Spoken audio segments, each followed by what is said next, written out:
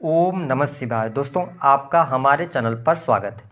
आज के इस कार्यक्रम में हम आपको जानकारी देने वाले हैं 29 मार्च 2025 से लेकर 18 मई 2025 तक शनि राहु की युति मीन राशि में बनने जा रही है।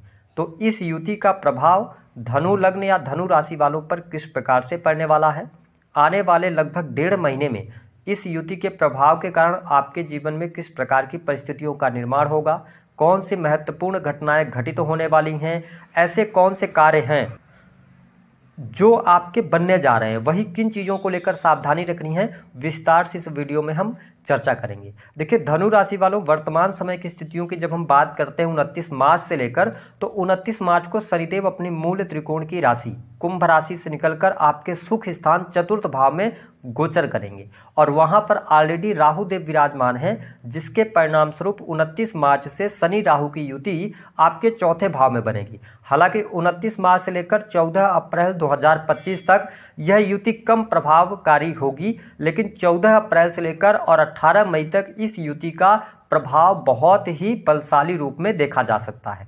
ऐसी स्थिति में जब हम शनि की बात करते हैं तो शनि को न्याय और कर्म का देवता कहा जाता है। वही राहु जुनून का कारक होता है, राहु पैशन का कारक होता है। राहु किसी परंपरा और रूढ़िवादिता को नहीं मानता, राहु को प्राप्ति का भी कारक कहा गया है। ऐसी स्थिति में जब चौथे भाव में राहु शनि की युति हो रही है, चौथा भाव आपकी माता का होता है, साथ ही आपके सुख साधन प्रॉपर्टी का होता है, तो आप देख पाएंगे कि इस समय अवधि के दौरान आपके जीवन में पैतृक संपत्ति को लेकर कोई न कोई विवाद निकलकर सामने आ सकता है। या तो कोई ऐसी बात चल रही थी पैतृक संपत्ति को लेकर, तो हो सकता है कि समय अवधि के दौरान कोई डिसीजन आए तो पैतृक संपत्ति से आपको वंचित होना पड़ सकता है। लेकिन इसका मतलब यह नहीं है कि धनु राशि वालों आप संपत्ति नहीं बना पाएंगे। संपत्ति की स्थिति बेहतर है, आप अपने मेहनत के दम पर बहुत अच्छी संपत्ति इस दौरान बनाना चाहते हैं, संपत्ति खरीदना चाहते हैं तो आप खरीद सकते हैं। लेकिन सावधानी क्या रखनी होगी? देखिए, शनि जो है वह राहु के साथ में है, तो ये ध्यान रखना है कि समय अवधि के दौरान किसी भी प्रकार के लालच में आपको नहीं पड़ना है। हो सकता है कि आपके सामने कुछ ऐसे ऑफर्स मिल जाए किसी प्रॉपर्टी में लगाने के लिए, तो इस समय अवधि के दौरान आप पैसे वगैरह लगाते समय उस प्रॉपर्टी के डॉक्यूमेंट्स की जांच पड़ताल कर लीजिएगा, तो आपके लिए बढ़िया रहेगा। लेकिन यह जो युति बन रही है यह आपके सेहत के मामले के लिए अच्छी नहीं रहेगी, विशेष तौर पर आपकी मनोस्थिति पर इसका प्रभाव पड़ेगा। और दूसरी बात यह है कि जैसे ही शनि आपके चतुर्थ भाव में आएंगे तो आपके ऊपर शनि की ढैया का भी प्रभाव देखने को मिलेगा। आपकी थॉट प्रोसेस में थोड़ा सा चेंजेस देखने को मिलेगा, आप व्यग्रित महसूस करेंगे, क्योंकि हृदय भाव में दो ग्रह आएंगे। शनि भी अगर देखा जाए तो पाप ग्रह माने जाते हैं, राहु भी पाप ग्रह माने जाते हैं। तो ऐसी स्थिति में आंतरिक तौर पर जो प्रसन्नता होनी चाहिए उसमें आपको कमी देखने को मिलेगी। तो अपने सेहत को लेकर आपको सावधानी रखनी है। इस समय अवधि के दौरान सेहत बहुत इंपॉर्टेंट रहेगी। चौथे भाव में जब शनि राहु की युति बन रही, तो ऐसी स्थिति में यदि आप वाहन वगैरह चलाते हैं तो देखिए बहुत सावधानी पूर्वक आपको चलाना है। स्पेशली यदि आप राहु की महादशा में चल रहे हैं या शनि की आपकी महादशा चल रही है या फिर शनि में राहु का अंतर चल रहा है या राहु में शनि का अंतर चल रहा है, तो इस समय अवधि के दौरान आपको चोट चपेट दुर्घटना से बचना होगा। क्योंकि शनि जैसे ही आपके चतुर्थ भाव में आएंगे तो इनकी जो दृष्टि का प्रभाव है, तीसरी दृष्टि आपके 6th हाउस पे, 7वीं दृष्टि कन्या राशि आपके 10वें भाव पर और 10वीं दृष्टि आपके लगन पर है। तो आपको अपने हेल्थ को लेकर अवेयर होने की आवश्यकता है। स्वास्थ्य संबंधी थोड़ी सी दिक्कत होगी, हालांकि आपके सुख साधन में वृद्धि होगी, वाहन का सुख आपको मिलेगा। लेकिन एक गलती समय अवधि के दौरान आपको भारी पड़ सकती है। यदि आप वाहन रखे हुए हैं, चाहे वो 2 व्हीलर हो 4 व्हीलर हो, तो आपको इस समय अवधि के दौरान अपना वाहन किसी भी मित्र, किसी भी रिश्तेदार को नहीं देना है, अन्यथा ऐसी परिस्थितियां बनती हैं। मेरा एक्सपीरियंस भी रहा है कि शनि राहु की युति चाहे पत्रिका में हो, ठीक है, विशेष तौर पर चतुर्थ भाव में हो, तो इसे श्रापित योग, पिशाच योग के भी नाम से जाना जाता है, संघर्ष योग के भी नाम से जाना जाता है। तो यदि आप स्वयं वाहन चला रहे हैं तो थोड़ी सी संभावनाएं कम हो जाती हैं। लेकिन यदि आप दूसरे व्यक्ति को वाहन देते हैं तो कहीं ना कहीं से वह वाहन दुर्घटनाग्रस्त अवश्य होता है, जिसका आपको ध्यान रखना है। वही माता की हेल्थ को लेकर आपको अवेयर रहने की आवश्यकता रहेगी। हालांकि इस गोचर अवधि के दौरान आप देख पाएंगे कुछ चीज़ों के लिए आपके लिए बहुत अच्छा समय रहेगा, विशेष तौर पर कार्य क्षेत्र में। अगर आप सरकारी क्षेत्र के अंदर कार्यरत हो तो परिस्थितियां आपके लिए निगेटिव नहीं रहेंगी, सरकारी क्षेत्र से आपको लाभ होगा। गवर्नमेंट के अंदर अगर आप हाई पोस्ट पर पोस्टेड हैं तो आपके लिए बहुत अच्छा समय रहेगा। कार्य क्षेत्र में आपके कोई बहुत ज़्यादा निगेटिव स्थिति नहीं बन रही है।